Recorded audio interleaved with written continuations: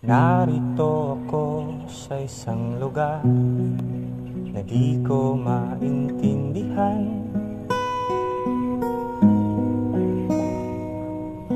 Nakikipagsapalaran sa buhay na ang hantungan ay kawalan. Denumero ang galaw ng tao, bawat gawin ay may presyo.